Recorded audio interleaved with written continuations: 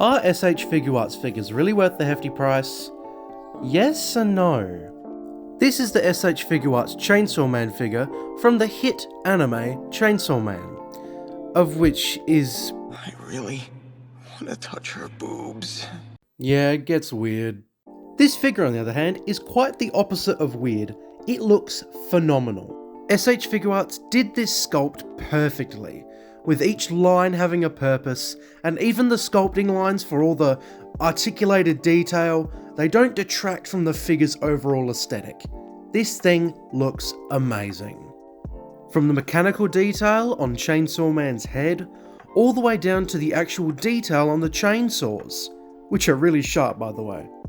And the paint isn't lousily put on either, with the blood detail being perfectly done and the shoes looking immaculate. Onto the figure's posability, this thing can hold a pose. This pose right here, no wires, no nothing. And even this next one here, there is nothing holding it up, it is just pure balance. The fact that s.h.figuarts can make figures constantly that do this, it's just mind-boggling. For the actual posability of the figure, you have a really big range of movement for the head and neck. It's because of the double, I'm going to call it double hinge, I don't know what to call it. I assume there's two ball joints in there actually. But you can get all the way back like that, all the way forward. Do be careful with moving just the head, because otherwise you might start to unhook the mouthpiece. That will come into play later. So it's very easy to put on, it's just the two little bits in there. Hang on, sorry, I'll show you. Two little bits in there with the two slots on there. You stick that in and then it should be fine. So you can get all the way forward, like that. So you can do sad boy poses, you could do... see if you do that. At the chest, you've got I assume another ball joint there, which allows you to do that, and then a ball joint down here, which allows you to get a nice big arch on there, and also quite a hefty crunch too. And with the ball joint in the head, you can still having him looking up like that, and he'll be pretty much standing straight, except he's got the gamer hunch on him.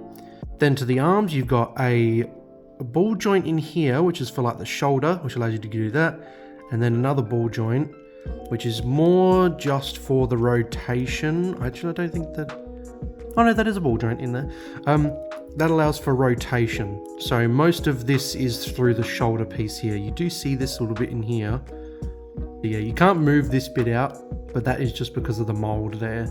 Wants to make it look a little bit more seamless, which I think it does, even with all the little lines everywhere. You've got this little bit here which rotates, and that's to accommodate for the bicep piece, or not the bicep, the elbow piece, which can go like that, and it can't go completely straight because of how the actual chainsaws are done.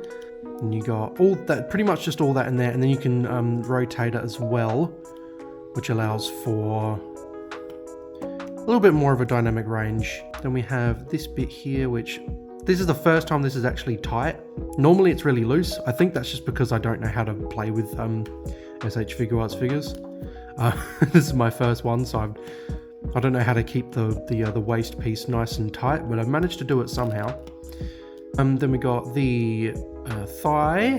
So the thigh in there goes all the way to there already. And you can even push it past that up to there, which I think is, that's amazing. I think there's a drop down in there somewhere. I think there might be, there might not be, I don't know. This part here rotates at the lower half of the thigh, which you can rotate to that part. Now you can go like that. Then you got the knee, which goes all the way back almost 180 degrees. I say that, it's a double jointed knee.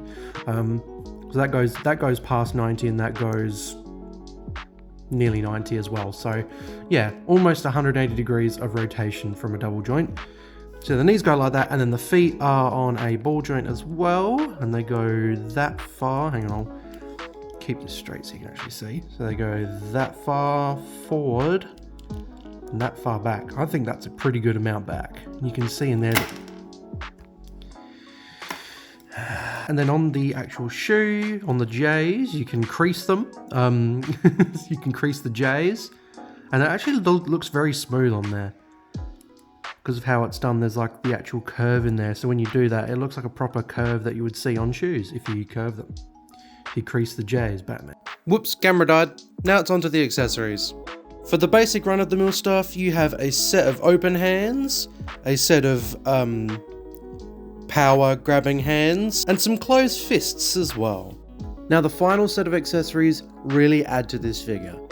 First off, you have an alternate tie, one that flows in the wind, and an open mouth. Now this thing can create some amazing looking poses from the show and many, many more. It makes him look so feral, like he's just pouncing after someone trying to kill them, which completely fits in with his demonic character. You can even create the pose from when he first activates the chainsawman gimmick. And this makes this figure perfect. And it's not just in that static pose either. You can pose the tongue and remove it. Like this is unparalleled detail for a tiny accessory. It's amazing. Onto the topic of price. This cost $90 on eBay, and that was the cheapest I could find. The reason for this is because of the unfortunate rise in price of plastic, which, I mean, we see it with Transformers, we see it with every sort of figure now. Everything is going up in price because of the plastic cost. It's unfortunate, but we're gonna have to give, because either we're gonna have figures that either don't work or break, or we're gonna have to have denser figures that cost a bit more. It's just a shame that it's really priced that high because of how much plastic costs to make, that's all. But the plastic it's nice, it's firm, like this here, you can tell that it's plastic, but when you bend it, it doesn't like stay at that bend, it'll go back to normal. That's the thing, is they're really small for what you get, but it's because there's a really like dense plastic, the actual build quality is really nice. There are a few QC issues, like of course with mine, there's for some reason this one likes to pop off a lot, but I will also add that these are more collector's items than actual toys. So the higher price might be just so that kids don't get something, and because it doesn't have a real gimmick to it, they won't enjoy it as much as if they got a regular toy. But other than that, I really like this figure, and I would buy more s.h.figuarts figures if they weren't $90 to $100. So that was my review of the s.h.figuarts Chainsaw Man figure. If you enjoyed this video, make sure to like, subscribe and comment, I don't know, turn on the notifications, do all the stuff that YouTube likes, so that way I may do this for a job rather than not, and just buy all these figures and lose all my money. But I will see you guys in the next review. There's going to be a little sneak peek at the end here, so you can see what the next figure I'm going to review is. And yeah. See you guys in the next one. Bye!